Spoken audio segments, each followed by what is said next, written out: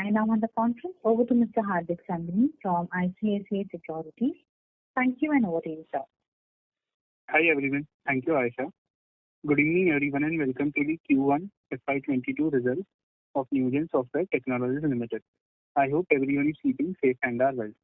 Connecting with me today from the management side is Mr. Diwakar Nigam, Chairman and Managing Director, Mr. Vardharajan, Whole-Time Director, Mr. Virender Ji, Senior VP, Sales and Marketing and Products, Mr. Arun Kumar Gupta, Chief Financial Officer, and Ms. Dipti Mehra Chod, Head Investor Relations. I now hand over the call to Ms. Dipti for further proceedings. Thank you, and over to you, Dipti. Thank you, Hardik. Good evening, everyone. I am Dipti, Head Investor Relations, Newgen Software, and I welcome you to the Q1 FY22 financial results. I hope everyone is keeping safe. Before we move on to the discussion, let me highlight that this call may contain certain forward-looking statements which concern Newgen's future business prospects and profitability, which are subject to a number of risks and uncertainties. And the actual results could materially vary from these forward-looking statements that are made. Past performance may not be indicative of the future performance. The company does not undertake to make any announcement in case any of these forward-looking statements become materially incorrect in future, or update any forward-looking statements made from time to time on or by way of the company. For any further details, you may please refer to the Investor Relations section of our website. I would now hand over to Mr. Nigam for presentation of the results, post which we will have the Q&A. Mr. Nigam.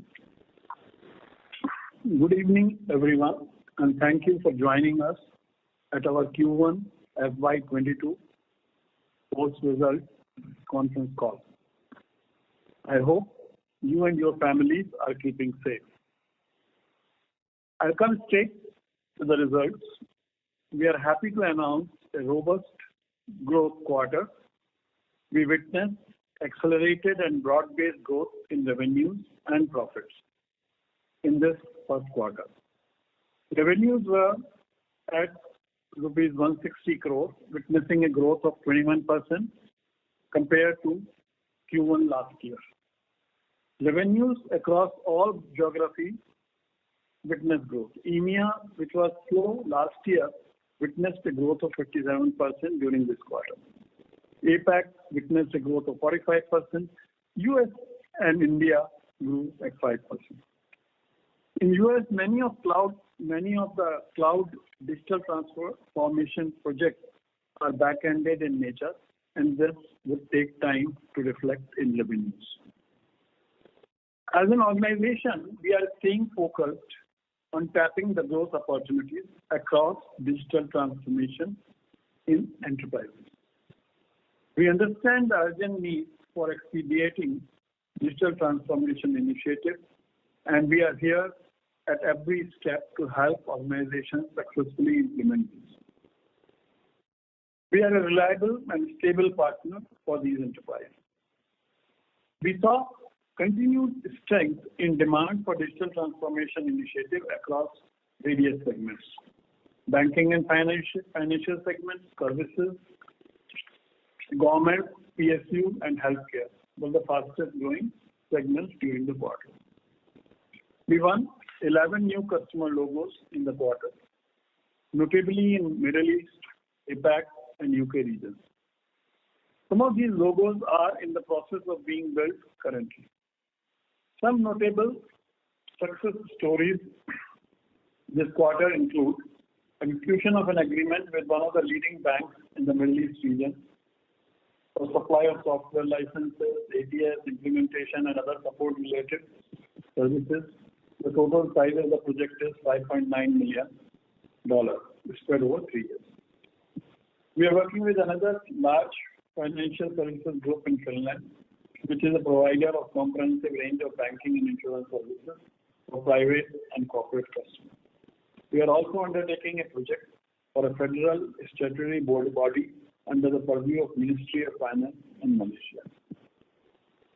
As the markets are opening up, we hope to maintain the growth momentum. Our differentiated capability and deep contextual knowledge creates value for our customers as well as our partners.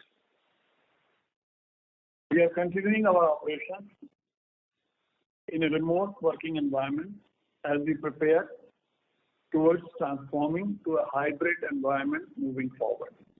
We hope an early return to normalcy, bringing employees back to office as vaccination gains pace. We have also been supporting them in every way possible, whether it is medical and financial assistance or any other form of support. Customer success has always been our top priority. Our major focus has been on ensuring uninterrupted and quality services to our customers. We recently concluded our 3-day virtual customer events, Newgen Connect 2021, where we interacted and engaged with the customers across multiple locations, including India, Singapore, Australia, London, Africa, and in the United States. We had sessions from the management, industry, and list our customers and partners where they shared their experience with Newgen and views on digital transformation. And we are excited about the group. We also unveiled our digital transformation platform, Newgen One, a comprehensive low-code platform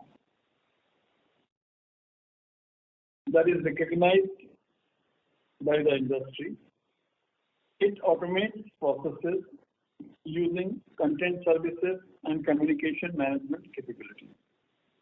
Newgen One simplifies complex enterprise-wide business processes and information for superior employee and customer experience.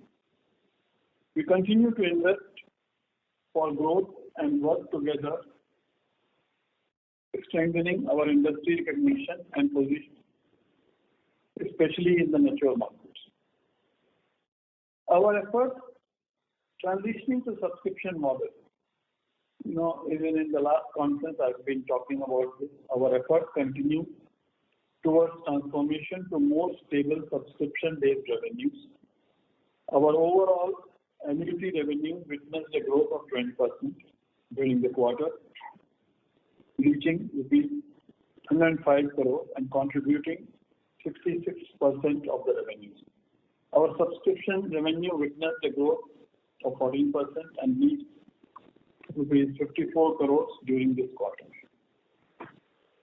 SaaS revenues witnessed growth of 29% YOY, contributing 9% to the revenues of the organization. As I had mentioned last quarter, this model is expected to start doing the revenue optimization over the next few years. We believe that in time we will be able to transform most of our existing customers also into cloud or on-premise subscription model. This transformation would lead to enhanced visibility and growth in longer term. Enhancement of product platforms.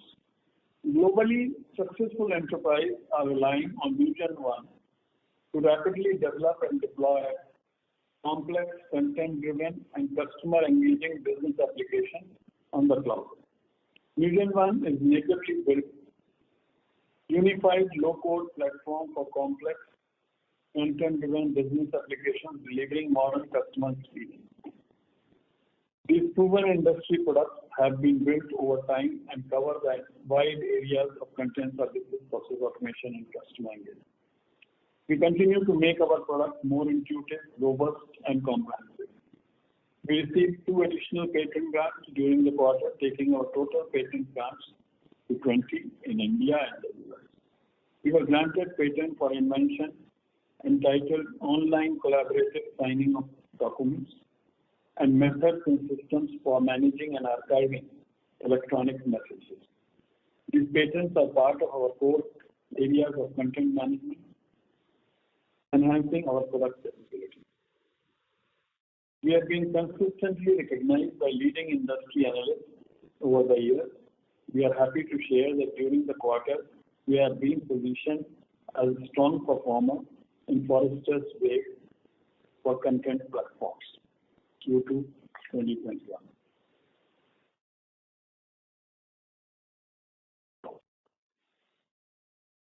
building powerful Newgen brand and enhancing marketing and sales organization. This has been our continuous endeavor. We are targeting to invest across growth opportunities this year, including strengthening the team, enhancement of our branding and digital presence. During the quarter, R&D expenses comprise about 11% of sales, and sales and marketing expenses comprise 20%. We have enhanced our system integrator relationship through exemplary cases and success stories along with our partners in target markets of North America, Europe, and Africa. We are targeting Fortune 2000 enterprises through these partnerships with system integrators. We continue to build acceptance from some of the largest players, and their largest customers have chosen our platforms. And these system integrators have implemented these solutions successfully. Profit and margin. Our EBITDA was up by 46% YOY at 22.8 crores, and profit after tax was up 137% YOY at rupees 21.6 crores. Net cash generation from operating activities was 52 crores. As we continue to work on our debtor days, our net trade receivables have been reducing and were 192 crores at the end of the quarter, which resulted in a DSO 100 days on the back of robust sales and collection. We continue to strengthen our balance sheet and cash position and are now ready to make deep investments on various fronts across technology, sales, and marketing for long-term growth. We will remain agile to address the challenges of current environment and drive consistent and cash-based growth over the medium to long. That's all from me. We are now open for Q&A.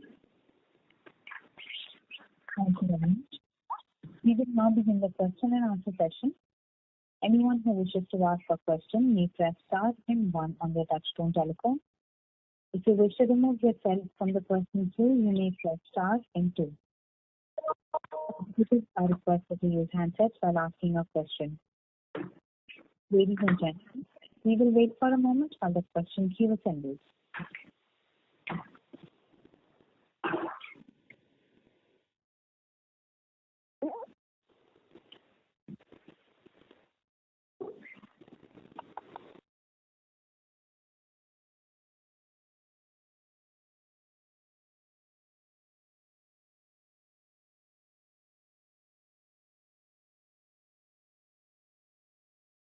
The first question is from the line of Mr. Hardik Sanghi from ICICI Securities. Please go ahead. Hey, hi, Agi. So, there are a couple of questions.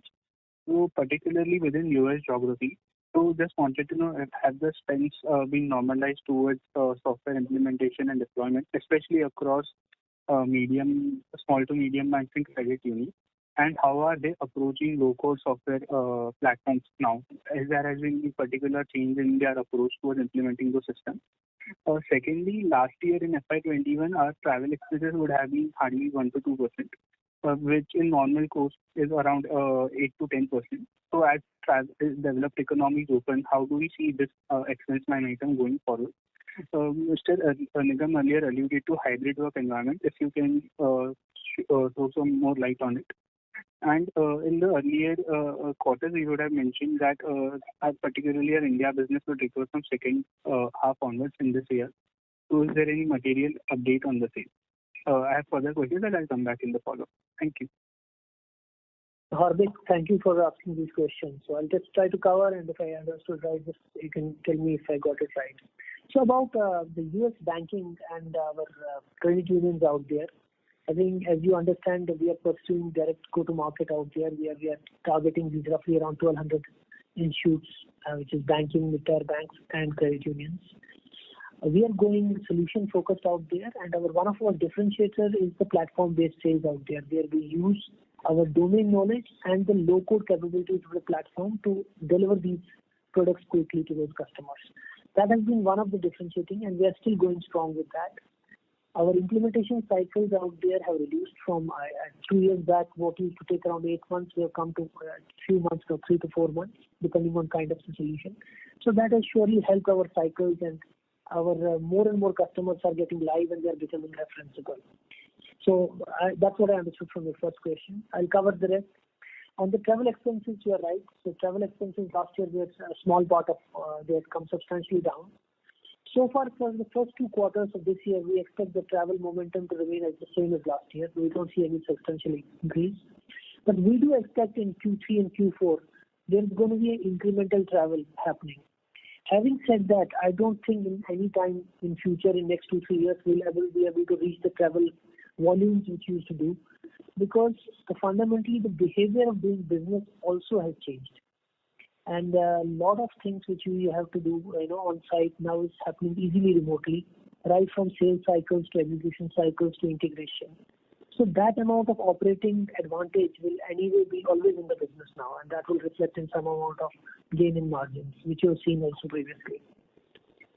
On the growth, as Mr. Newgen said, is that the growth is broad-based. We are finding, in spite of still the what you call restrictions due to COVID on travel, we are still finding a lot of interest in cases. EMEA has recovered and that has come back strongly. APAC has continued its growth momentum in spite of the COVID situation not being great out there. US, we have a strong funnel, but we did have some amount of slowdown in some amount of deal conversion. So we expect, that momentum to keep on, happening, and we close more deals. So our growth in US and India were more muted right now, around 5%. But I think India is generally, we have said India on the first quarter we have been able to hardly do any business on the new logo side. But on the US side, it is more to do with deferment of the revenue, which is slightly back-ended because of the cloud-based sales and cloud-based implementations. And on the India side, you're right. I think we had earlier said that India, we are not still feeling that it can come to a 20% growth. We are hopeful that over next few quarters, as things of COVID stabilize in India, we should be able to push the growth rates higher than the current rates. But it is still a story which is unfolding. Hardik, does it answer your question? Because there were many and yeah, thanks. It answers my question. Thank you. Thank you. Thank you. A reminder to the participants, anyone who wishes to ask a question, may press star and 1 now. The next question is from the line of Zonika Voda from AUM Advisors. Please go ahead. Hello, sir. So the first question was, and I think you answered this in the past. So what is specific about the company's business which causes such a large seasonal change, for the first quarter relative to the last quarter? Doesn't look like we have that many government kind of contracts, etc. So we just don't mind explaining why there's such a big variation where, normally in the technology services industry, we don't see such a large variation. So thank you for asking that. You are absolutely right. And so the only difference what you have to see, we are a company still where a large part of our revenue is license sales driven revenue. And if you look at any company which is doing the license sales revenue, there is a natural lopsidedness which gets aligned to the financial year, either of your customer financial years or your own financial years. That makes Q4 and Q3 slightly, larger quarters for us. And it has been, historic, it has been for last 10 years. In fact, Q1 has been hardly ever we have been able to deliver any margins in Q1, and all the margins are unfolded in Q3 and Q4. As we have, started shifting to subscription, cloud, and more sales in mature markets, going from the traditional markets, we have seen this lopsidedness reducing. And with more and more subscription business and annuity business becoming a larger part of it, today the subscription and annuity overall becomes roughly around so the 33 subscription and then with more ATS added. So around 60% of our business is more what we call recurring business. So as this business moves to 75 to 80%, you will see that lopsidedness further reducing. And we are also doing aggressive shift in more and more markets. We are going only for subscription sale rather than the jerky license sales. And we have made an internal plan in the next couple of years. We should be able to smoothen out further. But this is the history of this company. This is the business model. And if you look at historical sales, we have the smallest quarter has been the Q1 because we have very few license sales out there in Q1 compared to the Q3 and Q4 licenses. I hope that answers your question. No, it does. Thanks. I think we'll just look at the numbers and maybe follow up if there's something. The second question was more in this context of this market, this light code or low code environment that, it doesn't require that much detailed codification of, the kind of solution. So it will give us some sense as to which is the target size of the market that, you are looking at with your solution. So how large is the market? What is your current kind of share over there? How do you see that scaling up? And, you mentioned your partner who's helping you kind of access that market. How do you see the working with them and in terms of both, as well as economics? How will you be sharing the revenues, etc.? Yeah, so, if you look at the area of low code is very wide. So enterprises globally are looking at, when they are looking at their digital transformation cases, they are evaluating low code products and platforms to make sure that they follow a very agile and a quick way of getting their solutions out to the market. So the horizontal market space for the low code is very, very wide. Traditionally, we start from the business process management market and content management market, which is roughly around a $28 billion industry. With digital and low code, they have not been very accurately estimated, but people estimate it could be a very, very wide market.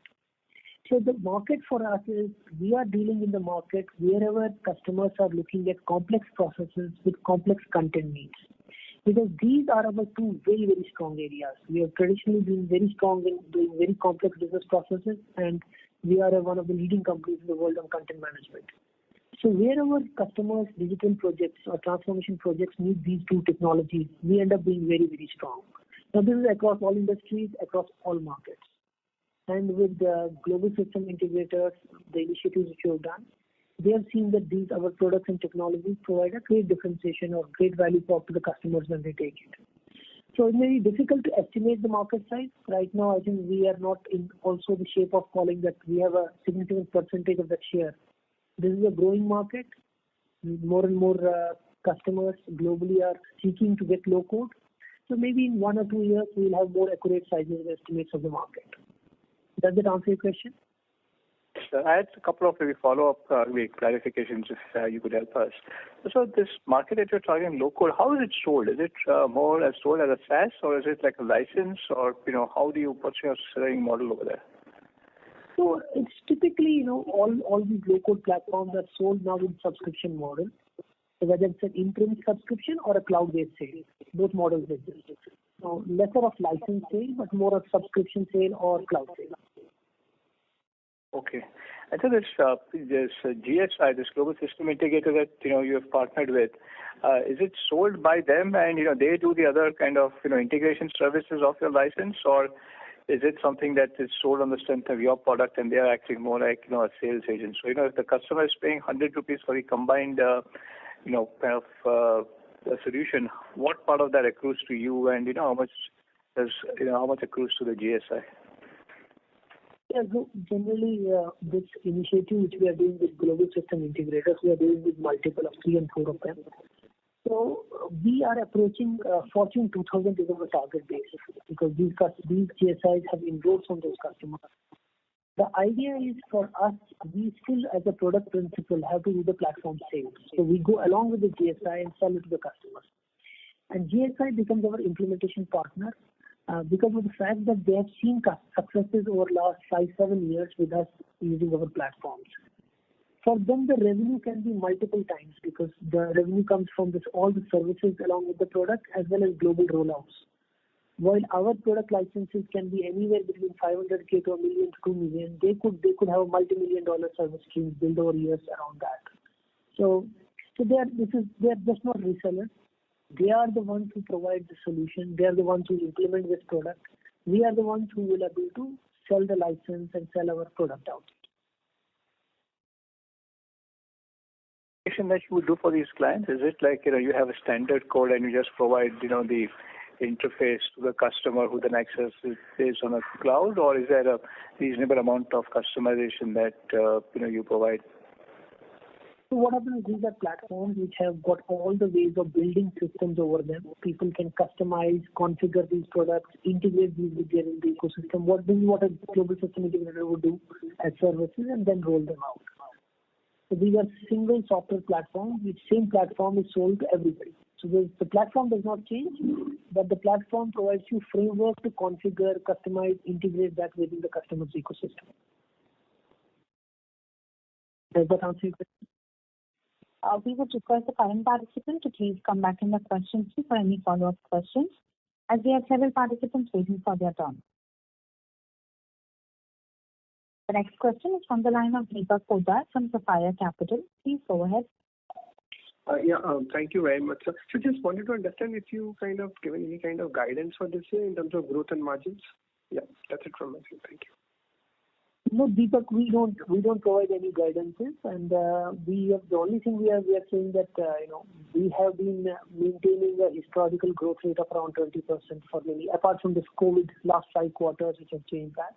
And our first aim is right now to come back quickly to that as soon as the market starts reviving, or even in the current state if it becomes stable. So those are the plans. Q1 we have delivered more than 20% growth. In fact, on constant currency we are more like 23% growth, which gives us quite confidence that we can carry some momentum for the whole year. Now, but I think it's too early days right now to give a guidance on that. We expect this year to be a growth. That's the whole idea. This has to be a growth year for us, where we should be able to come back to our growth momentum. And in terms of margin? Yeah, so I think we have discussed this margin issue many times if you're following. So last year margins are unsustainable because there were a lot of costs which could not be incurred in terms of optimization, travel, manpower, SG&A costs. But going forward, we have always said that we should be expecting to be having around 23 to 25% EBITDA margins and roughly around 19 to 20% margins, and we should be able to reach them in a short period of time and sustain them. Yeah, Thank you. A reminder to the participants, anyone who wishes to ask a question may press star and 1 now. The next question is from the line of Rajesh Kothari from AlfAccurate. Please go ahead. Good afternoon, sir. Sir, is it possible for you to give a little bit more color in terms of the the new clients? For example, last quarter you won one of the largest fund globally. That's question number 1. Second question is, over a period of say 2 years, 3 years, how should we see the breakup between annuity revenue and subscription revenue? And the third question is, if it is possible for you to briefly highlight how the subscription model works. Thank you. Yeah. So Rajesh, thanks for the question. On the new clients, we have roughly around 11 wins, and they were spread across places. And some of them we also have. We had a very, very large deal from a financial institute in the Middle East. We have some interesting wins in banking and insurance in APAC. We have also some interesting wins coming out of India. So we had a very interesting win coming in Europe through a global system integrator, a large group of banks, I think Finland. It was Finland. So these are broad-based wins. So, and these wins do reflect the kind of, it is predominantly businesses in banking, insurance, financial services, government, and some enterprise. On the 2 to 3 year kind of horizon, so what happens is, we are strongly focusing on growing the subscription and the cloud revenue part of it. In fact, most of the mature markets, 90% of our sales will be pushed through a subscription-based model. So we expect that the percentage of this revenue will considerably grow in the next 2 to 3 years, because it's been compounding revenue. It may be difficult to project exactly the numbers, but maybe we can, if you contact Dipti, that she can give you more details about what's going to happen. All cloud and subscription sales are sold predominantly in a consumption-based model. So for us, the most obvious consumption is PUPM, per user per month. So customers end up buying this platform, and depending on their usage, they end up, say, contracting for 100 users or 500 users or 1,000 users. And we charge anywhere between $50-$60 per user per month to $180, depending on the kind of components they are consuming. Does that answer your question, Rajesh? So basically, as you move from annuity to cloud, your margins basically would improve? Yeah, so I think, I think what happens is cloud, so basically we are trying to move from license to subscription. So both are mechanisms of license sale, so their margin profiles are same, but the revenue realization is very different. The revenue realization in license is upfront, so it is jerky, but on subscription it is more smoothed out. As customer starts using and consuming, it's more like a rental, so he starts paying. So, but on the what you call the margin profile, they are the same. In cloud, if customer is using the same subscription license on cloud, then our costs are roughly around 10-15%. So the margin profile is slightly lesser than the license, but it's still a very high gross margin business. Understood. So basically, just trying to understand the business model, in your annuity business, basically, so one is your license, whatever number of license you sell, that is one revenue. Second is the, maintenance, AMC kind of revenue, and that gets featured into annuity, am I right? Yes, you're right. So once you have the subscription revenue, whether that part also would have a AMC and that will also reflect part of the annuity revenue? Exactly. So subscription, cloud, AMC all reflect in the annuity part of it. Okay, subscription also reflects in annuity. Understood. So basically license revenue will reduce and subscription revenue will increase. Exactly. So the license revenue may become stable or reduce, but we'll start pushing and making sure that all those things start coming more and more in subscription. Got it. Thanks. I will come back in queue. Sure. Thank you. The next question is from the line of NG Puranik from Enam Securities. Please go ahead.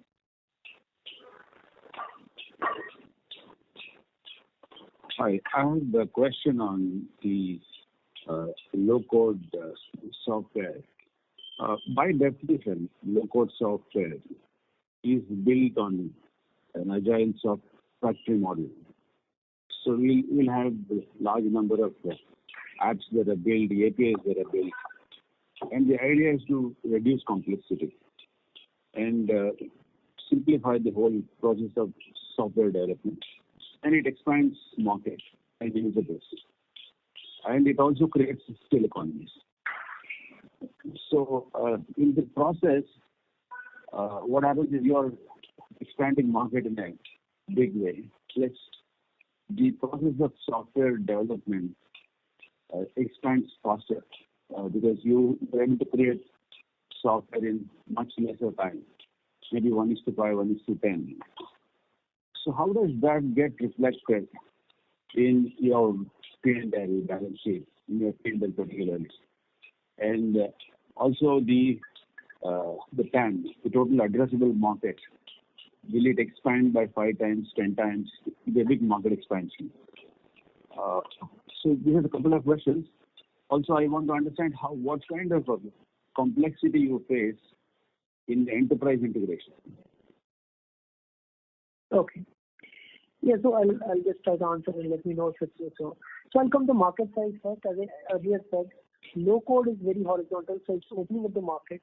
So the market it's opening up is all digital initiatives happening in enterprises do seek low code intervention. Now the digital landscape could be a $200 billion market, and this could be a part of it. It could be 10% or 50%. We don't know right now. I think, but you're right. Our addressable market, which has been typically around content management, process management, becomes very, very wide. Rather than those areas, we end up entering the digital transformation market of portals, channels, mobility, everywhere. So that does open our market size considerably on that. On the the other question about what the platform does and how it fits. So low code is a new terminology, but if you look at traditionally, most of us in this industry as a product play, we have been looking at various technologies which typically make whole engineering cycles very participative, where business can participate, very visual.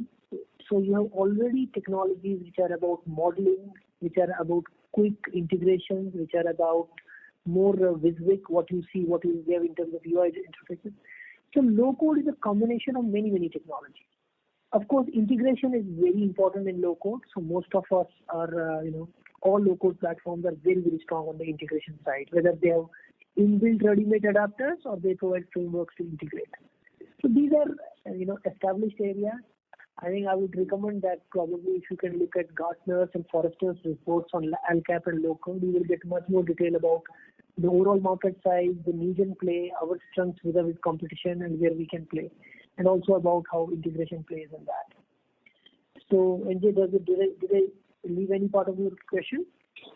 And how quick is the software development process? So it depends on the audio is not clear. So we are finding it a little difficult to listen to you. Yeah, it's becoming difficult, but I got the last question. Let me try to answer that. So generally, what happens in low code, the pyramid, the spectrum, you could and the enterprises could have an overnight need of launching a particular survey. So you could do something in 24 hours, and you may be trying to reimagine your insurance or claims process, which could take months. But broadly, the idea of low code is that you should be able to condense it substantially. You should be able to respond to customers and markets and competitions at a speed which is acceptable.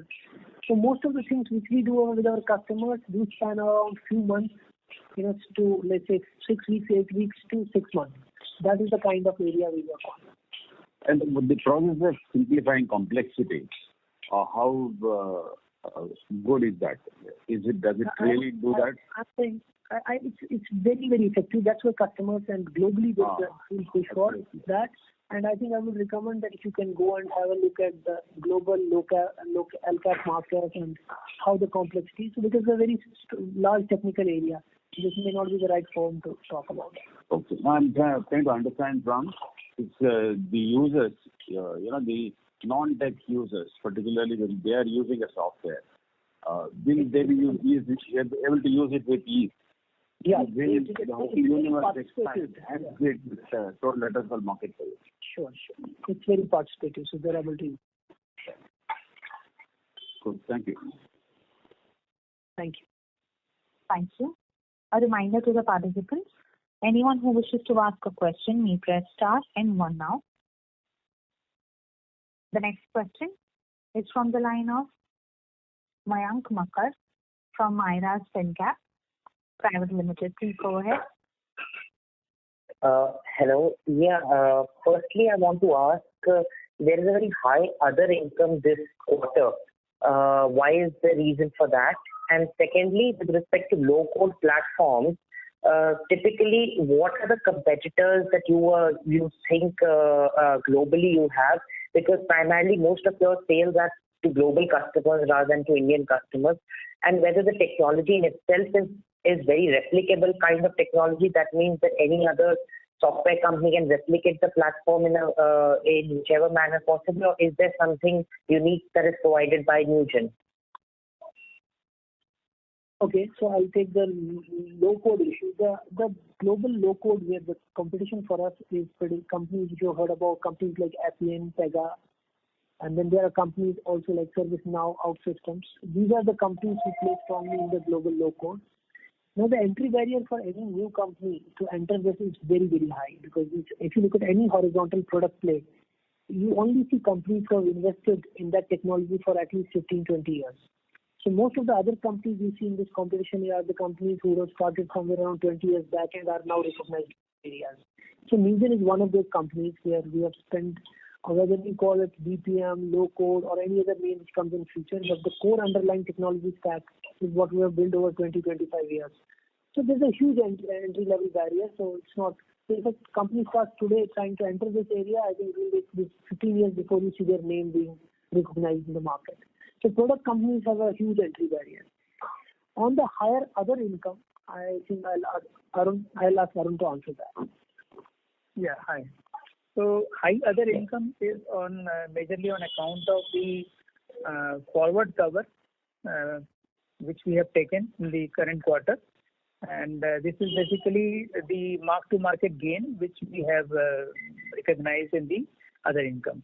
So the increase is on account of that for the future contracts which we have already contracted through plain vanilla forward.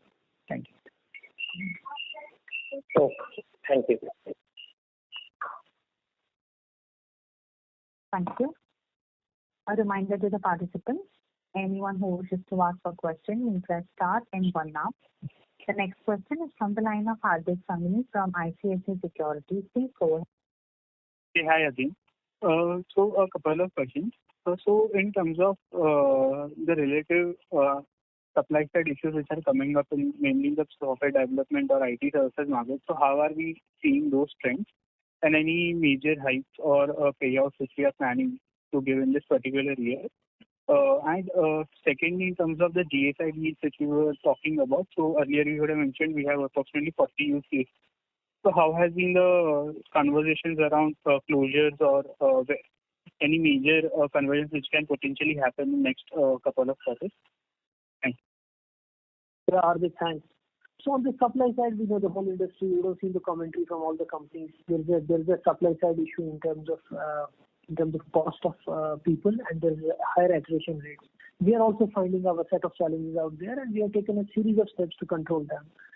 We had in fact earlier we had discovered some challenges earlier. In last November only we had revised and given a substantial increment to our people. We have also done increments for many people in April, and I think we are now also contemplating that there will be some increments happening in this quarter as well for a large part of our people. So there are going to be supply, and we are looking at various strategies to address it. I think we believe that in next 2 quarters it will stabilize. But right now, yes, on the supply side of resources, there's an issue. On the GSI funnel, we had given some indicative numbers last time. I think that funnel has grown by another 10-15% in a quarter. We do see positive, growth and momentum in that funnel. But right now, the funnel sizes are not such large that we can make exact predictions about that. Last quarter, Last quarter, we got one very important deal in Europe through one of the larger GSIs. This quarter, we are expecting to close, at least more than 3-4 deals. And let's see in terms of, because right now the funnel is not that large that we can do exact predictions. But we do expect this year to close around more than 10-15 deals on the GSI front. And just another last question from my side. So earlier in the opening remarks, Mr. Nigam mentioned increased investments in R&D and product development and sales of onshoring in the developed economy. So if you can provide some further comments around exactly if any specific commentary around where exactly we will be making those investments. Oh yeah, so I think investments we are always in that mode, but I think one of the primary investments we are doing is all around mature markets, which is either in US, Europe, Australia. And we have done substantial investments, and we are looking at opportunities in investing in marketing out there, in product management, and also expanding the sales teams out there. So this is a continuous one, and over next few quarters, we are even thinking of accelerating it further. So that's the area. And most of the investments on the product and all are already in place. We will continue doing those over the next 2-3 years. But on the sales and marketing side, we'll be slightly more aggressive in coming couple of years, but they will be predominantly in mature markets, and in that also predominantly in US and Europe. Okay, got it. Thank you, Deep. That's it from my side. Thank you, Hardik. Thank you. The next question is from the line of Ronak Ajit Jain from Zito Advisors LLP. Please go ahead. Actually, I need to ask you about the future vision and expansion of company further for 5 years like that, please. Yeah. So it's about future vision and expansion. What we are doing? Yeah. Sorry. So, I think we are. Actually, I need to ask the expansion plan where the visions looks like further like. Yeah. So on the expansion side, we have, as we know, that we have built this company from India, Middle East, Africa, and APAC. And last 4-5 years, we started investing in mature markets. So most of our goals around next 5 years are around expansion in mature markets. And there are 2 strategies we are focusing on. In certain core verticals like banking and financial services, we are going direct and having large presence of direct sales teams. But the other most important driver also for us doing the global partner ecosystem and building. Most of the product companies beyond a size of $100 to $200 million do grow strongly through a partner ecosystem. And that's what we are investing in. And we hope that in the next 4 to 5 There is any acquisition plan you are planning for future, like? Yeah, so we have not formalized any plans on that. Once we have any plans on that, we'll surely come back to that. But right now, our own market and market opportunity is quite big. We are aggressively focusing on tapping into that.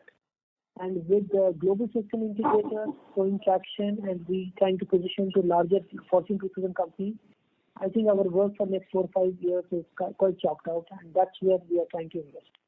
So we hope that in next 4 or 5 years, around 70% of our revenue starts coming from mature markets and rest 30% from the emerging markets.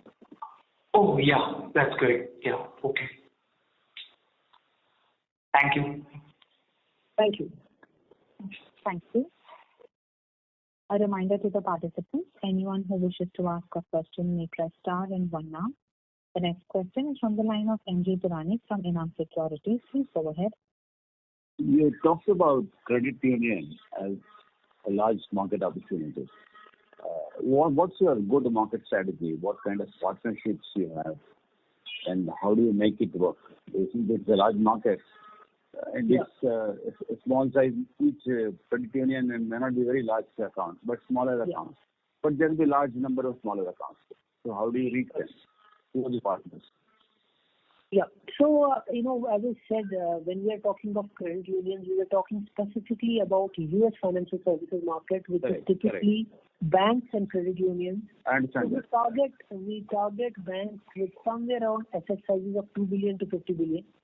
And then credit unions also, which have asset size about, above a billion all the way up to 52. They're all. Can you give some name of the system integrators who would help you? So let me first try to explain.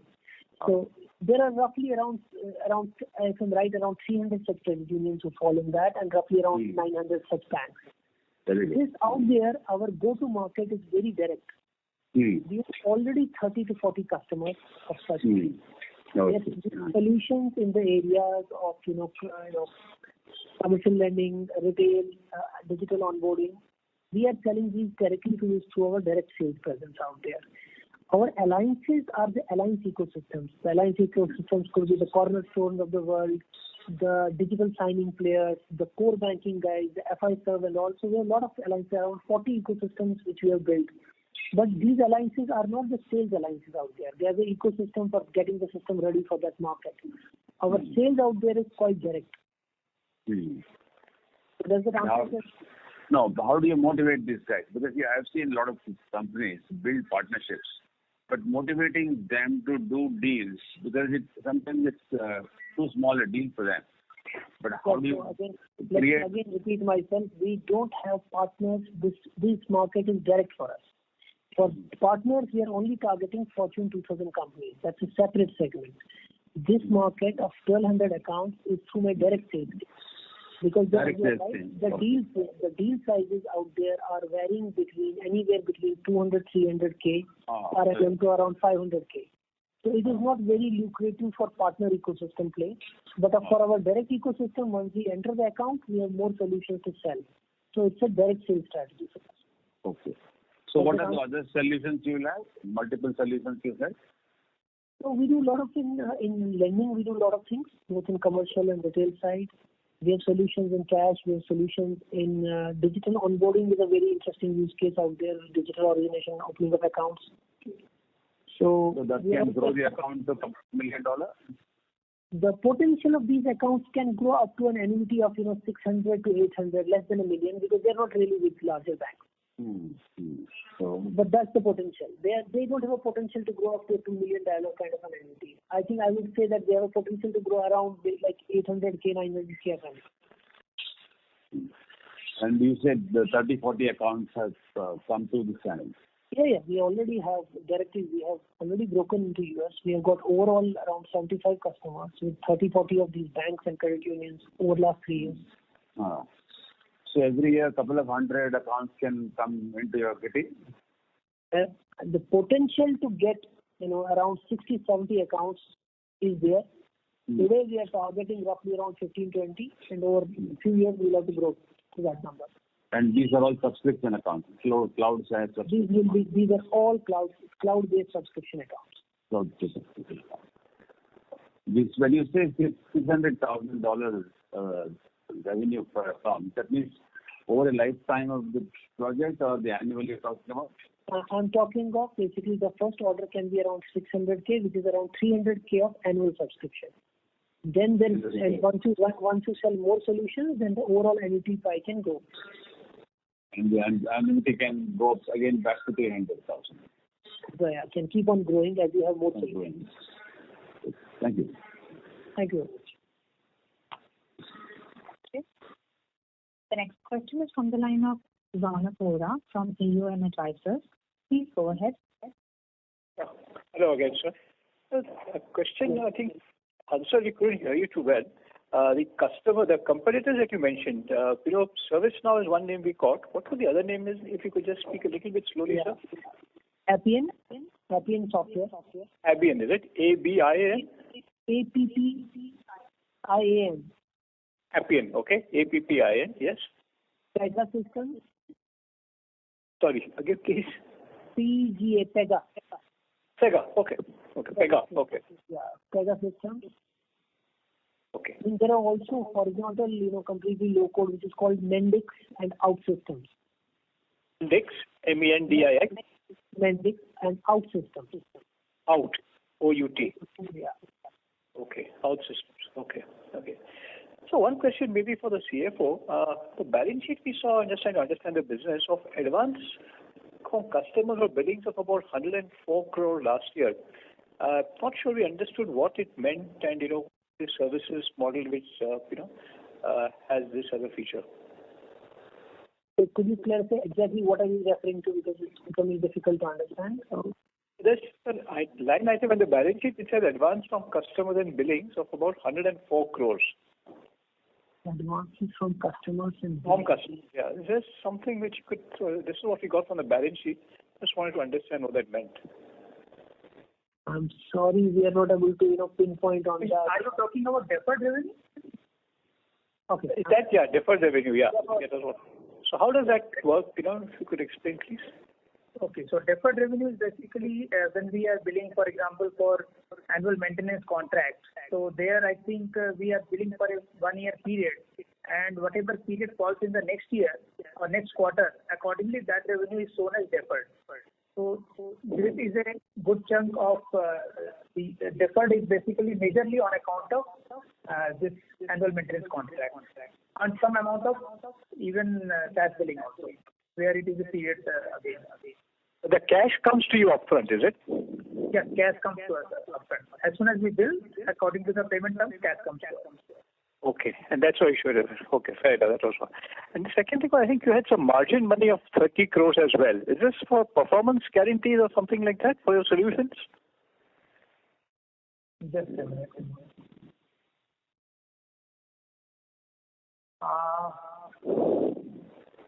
Which line item you are talking about? If you can just specify, 30 crores.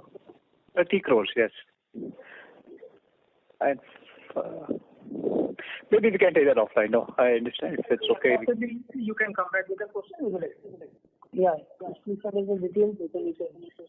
Please Dipsy on the email ID and she can speak. Yeah, thank you. Thank you. That was the last question. I would now like to hand the conference over to the management for closing comments.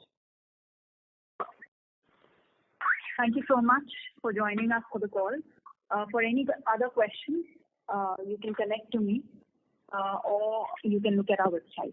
Thank you. Thank you. On behalf of ICICI Securities, that concludes this conference. Thank you everyone for joining us, and you may now disconnect your lines.